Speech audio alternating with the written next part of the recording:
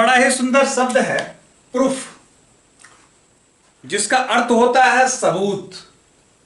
और सबूत के लिए आपने दो शब्द सुने होंगे, एक तो विटनेस और दूसरा एविडेंस। अब ये बड़े कंफ्यूजिंग है कि विटनेस कहां प्रयोग हो और एविडेंस का प्रयोग कहां हो।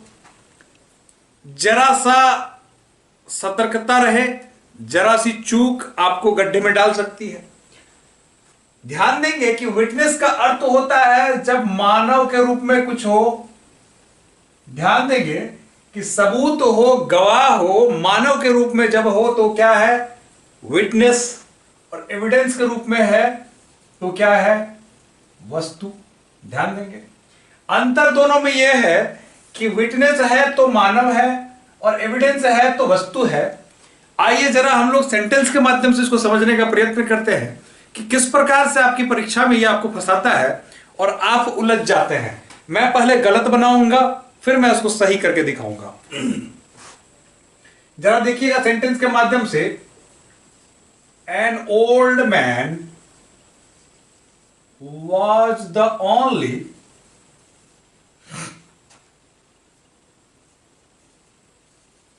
evidence of the murder। ध्यान देंगे an old man was the only evidence of the murder, और यह सेंटेंस गलत हो जाता है क्योंकि मैंने कहा कि जो एविडेंस है यह वस्तु के लिए आता है, मानव के लिए नहीं आता है।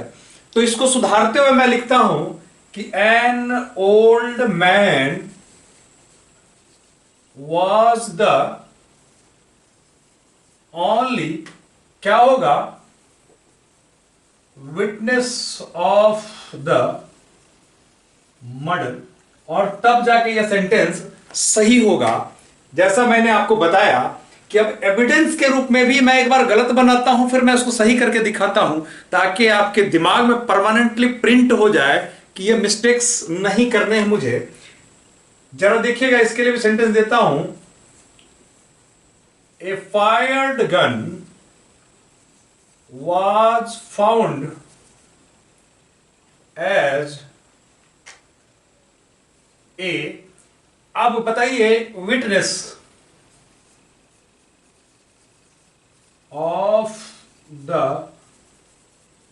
मर्डर, और यह सेंटेंस गलत हो जाता है कि एक चलाई हुई जो बंदूक है वह गवाह के रूप में सबूत के तौर पर मिली थी।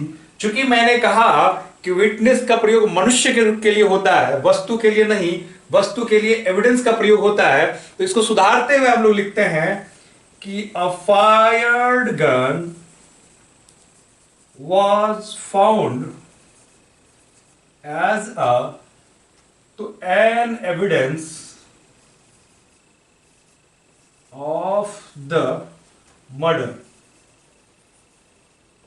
और तब जाके यह सेंटेंस सही होता है। दो सेट में मैंने बनाया, एक मैंने सही बनाया, एक मैंने गलत बनाया। इसका कारण यह है कि आपके दिमाग में इम्प्रिंट हो जाए। और विटनेस और एविडेंस, ध्यान रखें, इसमें हमेशा अक्सर पढ़ने के बाद भी लोग कंफ्यूज होते हैं। तो आपका कंफ्यूजन दूर करने के लिए मैं एक क्लू देता हूं। आपने देखा होगा कि जो कोर्ट रूम होता है, कोर्ट रूम में विटनेस बॉक्स होता है। जैसा आप जानते हैं कि लकड़ी का जो घेरा होता है, उस विटनेस बॉक्स में जो गवाह जाके खड़ा होता है और शपथ लेता है कि मैं गीता पर हाथ रख के कसम खाता हूं कि जो भी कहूंगा, सच के सिवा कुछ नहीं कहूंगा। हालांकि दुनिया के सबसे बड़े बड़े और सबसे अधिक झूठ वही बोले जाते हैं।